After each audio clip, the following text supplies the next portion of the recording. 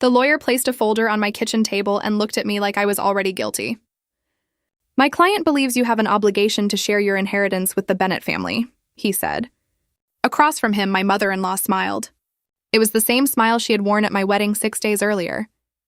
Polite, elegant, almost affectionate. Now it looked different. I glanced at the folder, then at Patricia Bennett. "You came to my house with a lawyer," I said quietly, "to ask me for money." She crossed her arms. "Not just money, Emily, family money." My heart was pounding, but my voice stayed steady, because there was something neither of them knew. They had no idea how much money I actually had. And they certainly didn't know what my father had instructed me to do if anyone ever came asking. My name is Emily Morgan. I'm 32 years old, a captain in the United States Army, and until that morning, I had been trying to convince myself that marrying Ryan Bennett had been the right decision. Days earlier, I had stood beside him in a small church outside Washington, D.C., surrounded by family friends and a handful of people from my military life. My father wasn't there. General Thomas Morgan had been gone for 11 months. He had been a 4-star general before retirement, a man who had spent more than 4 decades serving his country. To most people, he was disciplined, intimidating, and impossible to impress. To me, he was simply Dad. He had taught me how to fold a uniform properly, how to keep my word when nobody was watching, and how to stay calm when everyone else was losing their heads. But there was one lesson he repeated, more than any other. Never tell people what you have until you know what they value. Had never fully understood what he meant until my wedding. Ryan knew my father had left me an inheritance. He knew there were investments and property involved. I had told him that Dad had arranged things before he died, but I never told him the number, not even once. The number was $68 million. It wasn't money I believed made me better than anyone else. It was the result of decades of investments, family holdings, and assets my father had carefully protected. The inheritance was held in a trust structured by attorneys my father had known for years, and Dad had left very specific instructions. The money was mine. Not Ryan's, not his mother's, not anyone else's, mine. I had kept the amount secret because I wanted one simple answer. Would my future husband love me if I had nothing? For the first year we dated, Ryan gave me every reason to believe the answer was yes. He never asked about my salary. He never complained about my military schedule. When I had to leave for training, he brought me coffee before dawn and told me he was proud of me. That was the man I thought I knew. His mother was different. Patricia had always been gracious in public, but there was something calculating beneath her manners. She asked questions that sounded harmless. "What did your father do with his investments? Did he leave you the family home?" I always answered vaguely. Ryan usually changed the subject, so when I married him, I thought the secret was safe. 6 days after our wedding, I was standing in my kitchen making coffee when the doorbell rang. Patricia stood outside. Besides her was a man in a dark suit carrying a leather briefcase. "Good morning, Emily," she said. I looked at the man. "Who is this?" "My attorney." My stomach tightened. "Why?" "We need to discuss your inheritance." I stared at her. She sat at my kitchen table as if she owned the house. The attorney opened his briefcase. "I'll be direct," he said. "Your marriage creates certain financial considerations, not where my inheritance was concerned." Patricia leaned toward me. "Your father was a powerful man. He understood family obligations." I almost laughed. "My father understood boundaries." Her expression hardened. "Emily, Ryan is your husband now. What belongs to you belongs to the family you married into." "No," I said. "That's not how inheritance works." The attorney slid a document toward me. "There's a proposed financial agreement here. It would establish shared access to certain inherited assets." I didn't touch it. Instead, I looked at the top page. There were details about my trust. Details that only a handful of people should have known. My mouth went dry. "How did you get this information?" Neither of them answered. I looked at Patricia. Then I looked at the attorney. Finally, I asked the question that mattered. "Did Ryan tell you?" Patricia smiled again. That same wedding smile. "Ryan doesn't need to tell me everything," she said. A cold feeling moved through me. Reached for my phone, I called my husband. He answered after the third ring. "Hey, Emily." "Ryan," I said. "Your mother is here with a lawyer." Silence. Not surprise. Not confusion. Silence. Then he whispered, "What?" I closed my eyes. She's asking me to sign documents about my inheritance. Another silence. Longer this time. And in that silence, I realized something that hurt more than the lawyer, more than the documents, and more than Patricia's entitlement. Ryan knew something. Maybe not everything, but something, Emily, he finally said. Maybe we should talk about this when I get home. I looked at the woman sitting across from me. Patricia was watching my face carefully. She already knew she had come prepared, and suddenly my father's final warning came back. To me, with painful clarity, never react when you're angry, never reveal what you know, and above all, never show your enemy the full battlefield. I opened my eyes. Okay, I told Ryan. We'll talk when you get home. Then I hung up. For the first time since my wedding, I wasn't thinking like a newlywed. I was thinking like my father's daughter, and I knew the next move mattered. By the time Ryan came home that evening, Patricia and her attorney were gone. I had spent the afternoon sitting at the kitchen table with the documents spread out in front of me, reading every page without signing a single line. The more I read, the worse it became. The agreement wasn't simply asking me to share my inheritance. It would have given Ryan access to financial information, created joint control over certain assets, and opened the door for his family to argue that the money should be used for household and family obligations. It was written in polite legal language, but I knew exactly what it meant. Once I signed it, getting that control back would be difficult. I heard the garage door open around 7. A few seconds later, Ryan walked into the kitchen. He looked tired. Or guilty. I couldn't tell which. He set his keys on the counter and looked at me. Where's my mom gone? And the lawyer gone too? He nodded slowly. I watched him remove his jacket. You knew they were coming. He stopped. I knew my mom wanted to talk to you. That wasn't my question. He looked down. I knew she was upset. Ryan. He finally looked at me. Yes. The word was quiet, but it landed heavily. I pushed the documents across the table. She brought this. He didn't touch them. I didn't know she'd bring a lawyer, but you knew she was. Going to ask about my inheritance? He hesitated. Yes, I leaned back in my chair. For a moment, I couldn't find the right words. Not because I was surprised, because I was disappointed. When did you find out? A few weeks ago? My chest tightened. A few weeks? He nodded. How?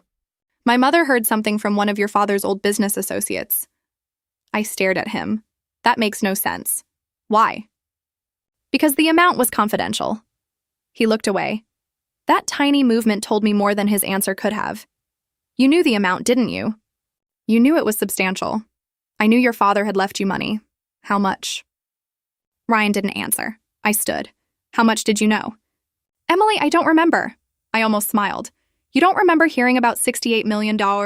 His face changed. There it was. The reaction I'd been waiting for. He knew. Maybe not every detail, but he knew the number. And suddenly the last few weeks of our marriage looked different. The questions about my father's estate, the strange conversation he'd started about buying a bigger house, the way his mother had recently asked whether I planned to continue serving in the army after we started a family. At the time I had thought they were normal questions. Now, they felt like pieces of a puzzle. Did you tell your mother the amount? No. Did you tell her anything? Ryan rubbed his forehead. I might have mentioned that your father left you more than we expected. I closed my eyes. More than we expected. Those words bothered me because he had just turned my inheritance into something that belonged to both of us. He looked at me. What you said? We expected. I didn't mean it that way. How did you mean it? He couldn't answer. I walked toward the window. Outside, our quiet suburban street looked completely ordinary. A neighbor was bringing groceries inside. A couple walked their dog. A teenager was shooting basketballs in a driveway. Nothing had changed except everything had changed. I never told you the amount, I said. I know. Why didn't you ask? Because I didn't care. I turned around. Then why is your mother asking me to sign a document giving you access to it? He looked ashamed. I didn't ask her to do that, but you didn't stop her. He sat down. For the first time, I saw fear in his expression. Emily, My family is struggling. I said nothing. My parents have debts. I waited. My mother thinks your inheritance could solve everything. Could she? She thinks families help each other. That's not what this is. I know. No. Ryan, you don't. My voice remained calm, but I could feel the anger underneath it. Your mother didn't come here because she wanted to welcome me into the family. She came here 6 days after our wedding with a lawyer and information about my private trust. He looked down. I know. Do you? Yes. Then tell me how she got it. He was silent. That silence lasted long enough for me to understand that he either knew or had a very good idea. I sat across from him. Ryan, I need the truth. Not the version that makes your family look better. He swallowed. My mother has been asking questions. What kind of questions? About your father's estate. When? Before the wedding? My heart sank. How long? Maybe 2 months? 2 months? While I had been choosing flowers, arranging seating, and trying to balance my military schedule with wedding preparations, his mother had been investigating my inheritance. Did you know? At first I thought she was just curious, and later I realized she wasn't. What did you do? He looked at me. I told her to leave it alone. Did she? No, I stood again. Why didn't you tell me? Because I was afraid. That answer stopped me. Afraid of what? Losing you. I looked at him for several seconds. You should have been more afraid of losing my trust. He lowered his eyes. That night I didn't sleep beside him. I took a blanket to the guest room and closed the door. But instead of crying, I did something my father had taught me during my first year as an officer. I separated facts from feelings. Fact 1, Ryan knew about the inheritance. Fact 2, his mother knew the amount. Fact 3, a lawyer had prepared documents. Fact 4, someone had obtained confidential information about my trust. And fact 5, Ryan was not telling me everything. The next morning, I called my father's estate attorney, James Parker. James had represented my father for nearly 15 years. He was one of the few people I trusted completely. When he answered, I didn't waste time. James, someone has information about my trust. There was a pause. What kind of information? The amount, the structure, details about the assets. His voice became serious. Did you disclose anything to your husband? No. Then we have a problem. I thought so. Emily, I need you to come to my office. I drove into Washington that morning. James's office was in an older brick building where my father had spent countless hours reviewing contracts and estate documents. He closed the blinds before speaking. Someone attempted to access your trust records last month. I stared at him. Who? We don't know for certain. Then how did you know it was an attempt? Because the request came through a third party using information connected to your husband.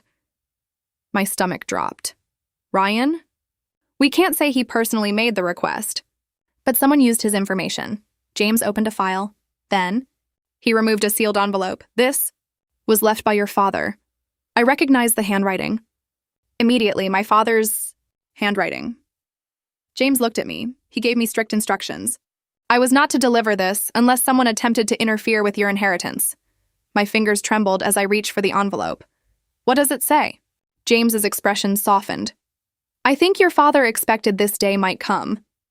I looked down at the seal. Months, I had avoided opening anything. That made his death feel real. But now holding that envelope, I understood. My father had not simply left me money. He had left me a warning, and whatever was inside that letter could change. Everything I thought I knew about my marriage, I broke the seal with my thumb. For a few seconds, I couldn't bring myself to unfold the paper. My father's handwriting was unmistakable. Strong letters, slightly slanted, precise. The same handwriting I had seen on birthday cards, military commendations, and handwritten notes he'd left on my kitchen counter. I finally opened the letter. My eyes landed on the first line. Emily, if you're reading this, someone has tried to get access to what I left you. I stopped, breathing. James quietly closed the office door. Continued reading. Do not confront them until you understand what they're trying to accomplish. My father knew me too well. He knew I would want answers. Immediately. He knew I would want to call Ryan, confront Patricia, and demand an explanation. Instead, he was telling me to wait, to observe, to think. I kept reading. The money is not the important part. The people who reveal themselves because of it are. My vision. Blurred. I had heard those words in different forms my entire life. Dad never cared much about money. He cared about character. He had grown up in a working-class family in Pennsylvania. Long before anyone called him General Morgan, he used to tell me that his first military paycheck felt enormous because at 19, he had never had much money of his own. He believed money should give you freedom to make good decisions, not permission to make careless ones. The letter continued. I chose you as the sole beneficiary because you have demonstrated something I cannot buy or teach with money. Restraint. I swallowed hard. Then came the sentence that made my hands tremble. If someone attempts to convince you that marriage automatically gives them control over this inheritance, remember that inheritance and marital property are not the same thing. Get independent legal advice before signing anything. I looked up at James. He knew. James nodded. He knew there might be a problem. He was concerned about people around me. Who? James hesitated. Your father never gave me a name. I looked back at the letter. There was more. I have also asked James to preserve records concerning several financial inquiries made by people connected to individuals who may eventually approach you. If that happens, don't assume the person standing in front of you is the person controlling the situation. Read that paragraph twice. Someone connected to individuals, not one person, people. My stomach tightened. Then I reached the final paragraph. Emily, you will be tempted to think you can solve this by giving them enough money to make the problem disappear. Don't. Once you pay someone who believes they are entitled to you, there will always be another demand. I folded the letter slowly. For the first time since my father's death, I cried, not because I was afraid, because I missed him. I missed the certainty of having someone older and wiser in the room. Someone who could look at a complicated situation and reduce it to one clear question. What is right? James handed me a tissue. He loved you very much. I know. He was proud of you. I wiped my eyes. I just wish he'd told me more. James smiled sadly. He probably thought he had. That sounded exactly like my father. I took a breath. Show me the records. James opened another folder. Inside were copies of several inquiries made about my trust. Once had been submitted through a financial consultant. Another had come from an attorney's office. The third had been made through a property company, and attached to the third request was a name, Bennett. Family holdings? I stared at it. That's Patricia's family. James nodded. Your mother-in-law's husband owned several commercial properties. The company has been struggling. How badly? James slid another document toward me. I read the numbers. Millions in debt, outstanding loans, tax liens, a pending foreclosure on one property. I looked up. How long has this been going on? Several years. I felt something inside me go cold, and all had never told me. Neither had Patricia. James continued. There is something else. He handed me a printed email. The message was between two people I didn't recognize. The subject line read, Emily Morgan Marriage and Trust. Read it. The writer discussed the possibility of convincing me to combine my inherited assets with marital finances after the wedding. 1. Sentence stood out. Once she's married, she'll be more emotionally vulnerable to pressure from her husband. My hands went numb. Who wrote this? We're still investigating. Does Ryan know about it? I don't know. I closed my eyes. I wanted to believe he didn't. I desperately wanted to believe that. Because despite everything, I still loved him. That was the most painful part. If I hated him, this would have been easier. But I didn't. I loved the man who had waited outside the airport for me after a deployment. Away, I loved the man who had once told me that my uniform was the most beautiful thing he had ever seen me wear. I loved the man I thought he was, and now I didn't know whether that man had ever really existed. I drove home that afternoon without calling him. When I walked through the front door, Ryan was sitting on the couch. He stood immediately. Where were you? At my attorney's office. His face tightened. Why? Because your mother brought a lawyer into our home. I know. No, you don't. I placed my purse on the table. I know about the financial inquiries. His expression changed. What inquiries? Don't. I had never spoken to him that way before. He stopped. Emily, did you or your mother try to access my trust? No. Did you give anyone information about my inheritance? No. Did you know your family has millions in debt? He stared at me. Who told you that? That wasn't an answer. I felt something break inside me. You did know. I knew about my parents' financial problems. And you still let your mother come here asking for my money. Didn't know what she planned to do. You knew? Enough. He ran both hands through his hair. I was trying to protect everyone. Everyone except me. He looked wounded. That isn't fair. Neither was what happened. He stepped closer. I love you. I wanted to believe him, but love wasn't enough anymore. Then tell me the truth. He looked down. My mother has been talking about your inheritance for weeks. How much does she want? He didn't answer. How much? Enough to pay off the family debt. I stared at him. That's millions of dollars. I know. And she expects me to give it to her. She thinks you should help. I shook my head. No. She thinks you should help her convince me. Ryan said nothing. That silence was my answer. I walked past him. Where are you going? To the guest room? Emily, I stopped at the hallway. I don't know if our marriage can survive this. His face fell. But I know one thing. I turned around. I'm not giving your family $1. That night, I placed my father's letter in the drawer beside my bed. Then I read it one more time. The final sentence stayed with me. Don't confuse forgiveness with surrender. Realized my father hadn't left me a weapon. He had left me something better, a warning, and now, for the first time, I was ready to find out exactly who had planned to take what he left me. The next morning, I woke before sunrise. That had always been normal for me. Years in the army had trained my body to wake before the alarm, before the neighborhood came alive, before the first commuter cars filled the streets. But that morning felt different. I wasn't waking up for duty. I was waking up because I finally understood that I was in the middle of a battle I had never agreed to. Fight. I made coffee, put my hair into a tight bun, and sat at the kitchen table with my father's letter beside me. Then I made a decision. I wasn't going to confront Patricia. Not yet. I wasn't going to accuse Ryan. Not yet.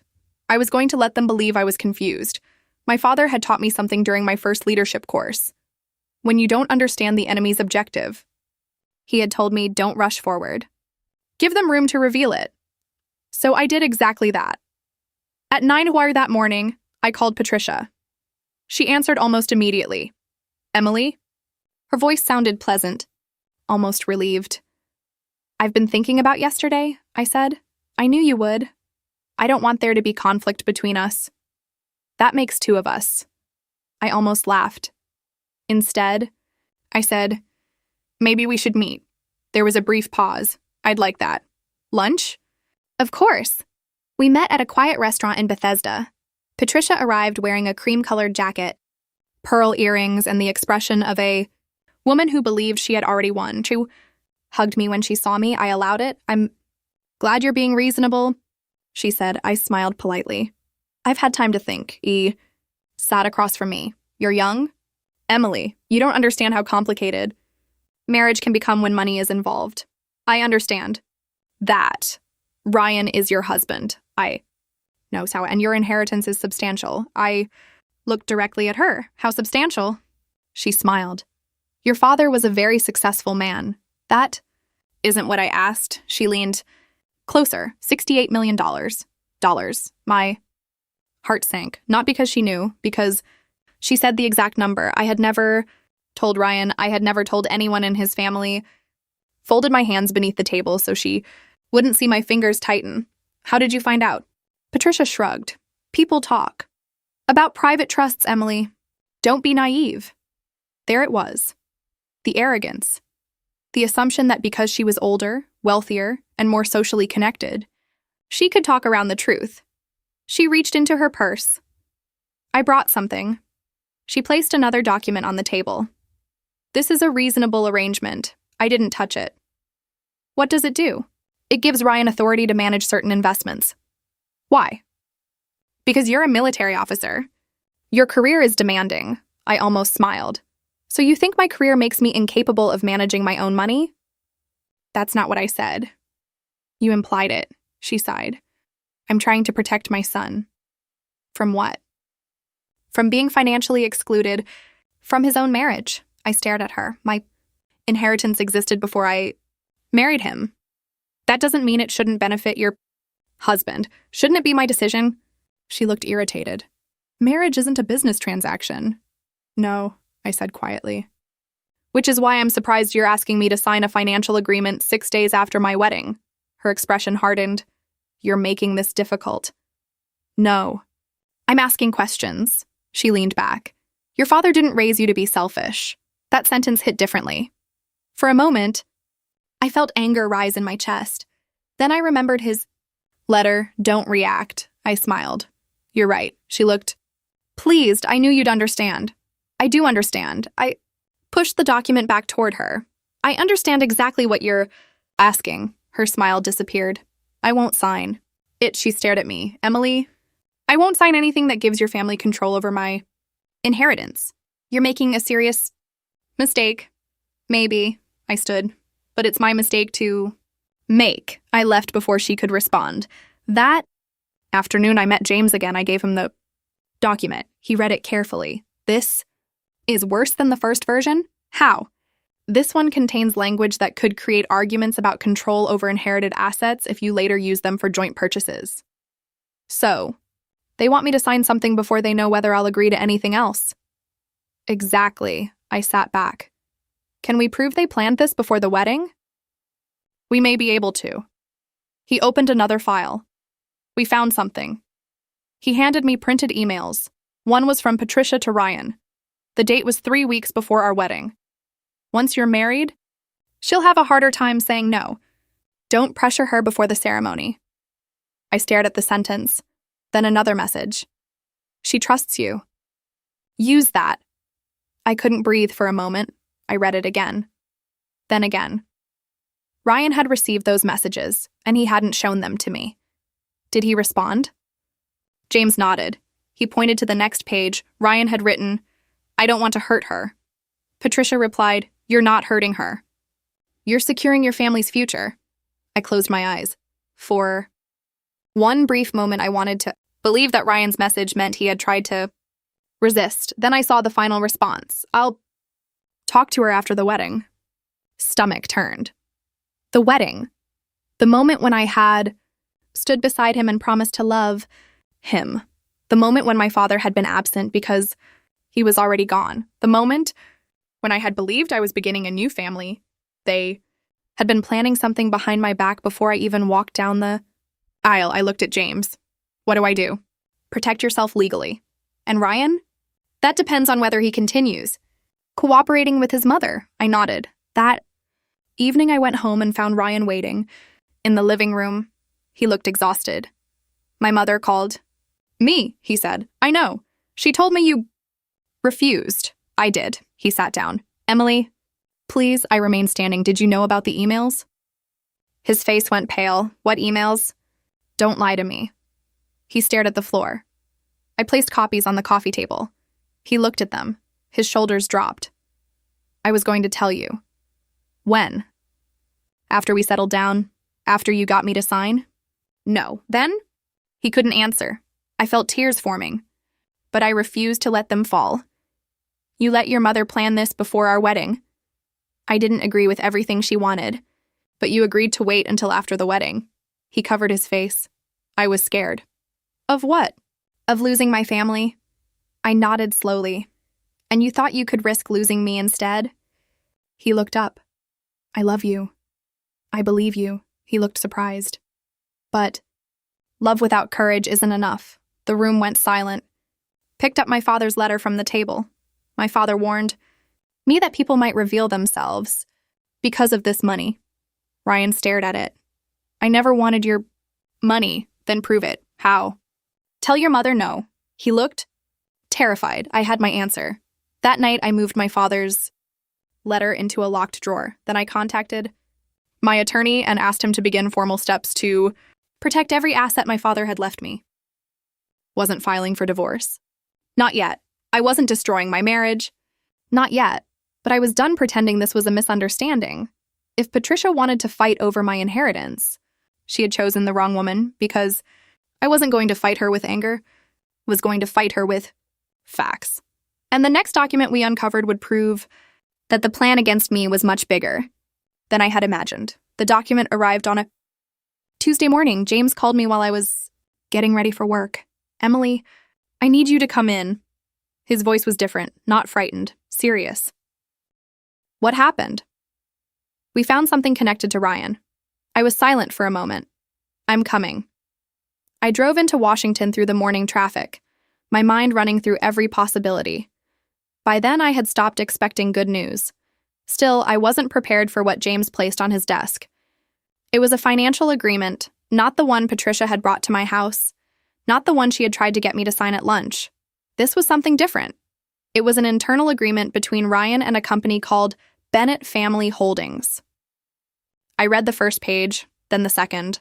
My hands began to shake. "What is this?" James folded his hands. "Your husband's family owns several commercial properties. They've been carrying significant debt for years." "I know. This agreement was prepared before your wedding." I looked at him. "What does it say?" James pointed to a section near the bottom. "It outlines how certain debts would be paid if additional capital became available to the family." I kept reading. Then I saw my name. Not as a beneficiary, not as an owner, as a potential source of funds. My stomach turned. They planned to use my inheritance to pay these debts. James nodded. "That's what it appears to show." I looked at the date. Weeks before my wedding. Weeks before Ryan stood beside me and promised to build a life together. Before I put a ring on his finger. Before I told him I loved him. They had already discussed my money. I pushed the document away. "Does Ryan's signature appear here?" James didn't answer immediately. "Yes." I closed my eyes. For a few seconds, the office disappeared. I was back at the church. I could hear the music. I could see Ryan waiting for me. I remembered the way he smiled when he saw me. I remembered thinking, this is the man I can trust. Then I opened my eyes. Can we prove this was connected to my inheritance? We can prove the agreement existed. But not that Ryan intended to force me. No, I nodded. That matters. It does. I sat quietly. I wasn't interested in destroying someone simply because I was hurt. I wanted the truth and I wanted to protect myself. That afternoon, I went home. Ryan was there. He was sitting at the kitchen table with his head in his hands. When he saw me, he stood. "Emily." I placed the agreement on the table. He looked at it. His face changed immediately. "Where did you get that?" "Your family records." He stared at the document. "You weren't supposed to see that." I felt something inside me go completely still. "That's your first response?" He closed his eyes. "I didn't mean it like that." "How did you mean it?" "I was going to tell you." "You've said that before." He sat down. I remained standing. "Did you sign this?" "Sign this?" "Yes." The word was barely audible. I nodded. "Why?" My mother pressured me. "You're a grown man."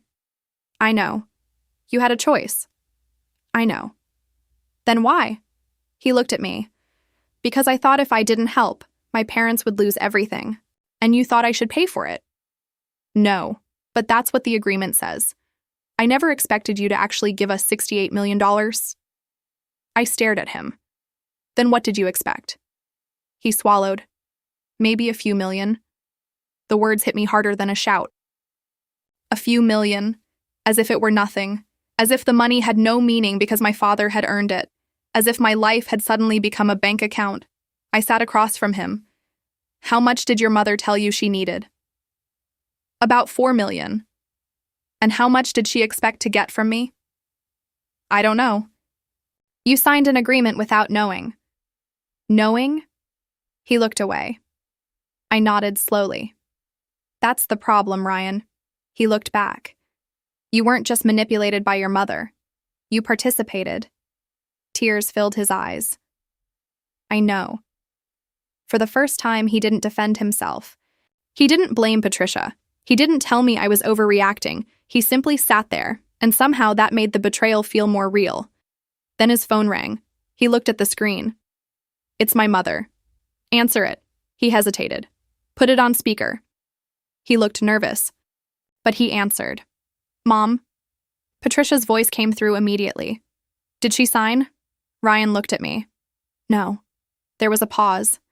Then Patricia said something that made my blood run cold. Then you need to make her understand what happens if she doesn't cooperate. I reached for the phone. I'm listening. Silence. Emily. Yes. Her voice changed. You shouldn't be listening to private family conversations. You called my husband about my money. Because you're being unreasonable. No, I'm being careful. You don't understand what your father would have wanted. That sentence made me angry. You didn't know my father. I knew his reputation. You knew nothing about him. She became defensive. Your father was a powerful man. He understood that families support one another. My father also believed people should earn what they receive. She hung up. Ryan stared at the phone. I looked at him. That's the last time she uses you to speak to me. He nodded. I know. No. You need to decide something. What? Your mother? Or our marriage? His face crumpled. Emily, I am not asking you to abandon your family. Then what are you asking? I'm asking you to stop allowing your family to use our marriage as a financial strategy. He sat quietly for a long time. Finally, he said, I'll tell her no. I wanted to believe him, but words weren't enough anymore. The following week, our attorneys arranged mediation. Patricia arrived with her lawyer. Ryan arrived alone. That small detail told me something had changed. The mediator explained that the purpose wasn't to determine ownership of my inheritance. That was already clear. The purpose was to resolve the financial dispute and establish boundaries. Patricia immediately accused me of turning her son against her. I didn't respond. James placed the documents on the table. Bank records, emails, the financial agreement, the attempted trust inquiry. The mediator read everything carefully. Then she looked at Patricia. Mrs. Bennett, why was this agreement prepared before the marriage? Patricia shifted in her chair. It was simply a precaution. Why was Ms. Morgan's inheritance referenced? She was going to become part of our family. The mediator looked at Ryan. Did you sign this? Yes. Did your wife know about it before the wedding? No. The room became silent. Ryan looked at me. I was wrong. I believed him. Not because of the words. Because for the first time he was willing to say them in front of everyone. Patricia's expression hardened. This is ridiculous. She has $68 million and you're all acting as though she is the victim. I looked at her. I never asked you for anything. She opened her mouth. I continued. I didn't take your house. I didn't take your business. I didn't take your son's money. I paused. You came after mine. No one spoke, and in that silence, I finally understood what my father had meant. The money hadn't changed anyone. It had simply removed the mask. Months later, I realized the hardest part had not been protecting the $68 million. It had been deciding what to do with the people who had tried to take it. The mediation ended without Patricia receiving $1. My inheritance remained legally separate, exactly as my father's estate plan intended. The Bennett family's debts remained their responsibility. And Ryan formally withdrew from the agreement he had signed before our wedding. But legal victory did not make everything feel better. Ryan understood that I couldn't answer them quickly. He moved into a small apartment about 20 minutes from our house. We were still married, but separated. He didn't demand that I come back. He didn't ask me for money. And perhaps most importantly, he stopped making excuses for his mother. A few weeks after the mediation, Ryan called me. What is it? My mother wants me to challenge the trust. Are you going to? No. I told her I'm done. I sat quietly. Why are you telling me? Because I should have told you everything before. His voice cracked. I was afraid of my mother. I spent my whole life trying to keep her happy. I thought if I kept everyone calm, somehow nobody would get hurt. Someone did get hurt. I know. I'm sorry. I appreciate you saying that, I told him. But we're not going back to normal. I understand. And if we ever have a future, it has to be different. It will be. Over the next several months, I watched. Ryan separated his finances from his parents. He refused to co-sign another loan for his family. He told Patricia that my inheritance was not available to them. When she became angry, he didn't call me to mediate. He handled it himself. Meanwhile, I returned to my military duties. There was something comforting about putting on my uniform again. In the Army, responsibilities were clear. You were accountable for your decisions. One afternoon, James called me about a proposal.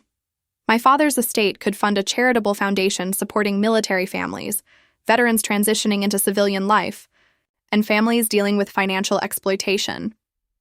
My father had spent his life serving others. I didn't want his final legacy to be a number sitting quietly in an account. So, I created the Morgan Family Service Foundation. Part of the inheritance went towards scholarships for children of military families and financial education programs for young service members. 1. Program focused specifically on estate planning, why couples should discuss money honestly, and most importantly, how to recognize financial manipulation. I learned something I wish someone had taught me earlier. Financial abuse doesn't always look like someone stealing your credit card. Sometimes it looks like a loving relative saying, "We're family." Sometimes it sounds like, "If you really loved us, you'd help." And sometimes it arrives wearing a suit and carrying a legal folder. A few months later, Ryan and I agreed to attend counseling. During our first session, our counselor asked us a difficult question. Do you want to save your marriage, or do you simply want to stop feeling guilty about ending it? Neither of us answered immediately. Finally, I said, "I want to know whether we can build something honest." Ryan nodded. So do I. We spent months learning how to talk about money without fear.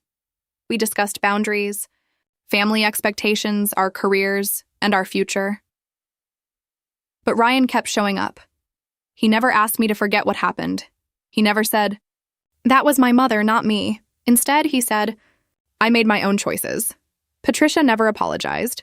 Eventually, she stopped contacting me directly.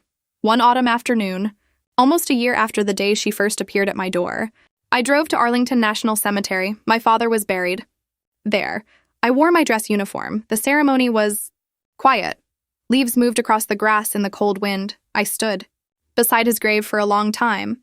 Then I finally said, "Dad, you were right. The money didn't change people.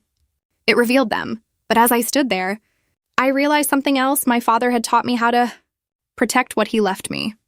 Life had taught me something he couldn't. Teach me how to decide who deserved another chance. I had spent months thinking revenge meant making Patricia feel the pain she had caused me. It didn't. The greatest revenge was refusing to become bitter. I simply protected myself, told the truth, and walked away from manipulation. And I gave Ryan the chance to prove that he could become a better man. Eventually, we renewed our vows. Before we exchanged rings, Ryan looked at me. "I don't deserve another chance because I apologized," he said. "I only deserve it if I spend the rest of my life earning your trust." I smiled. "Then let's start there."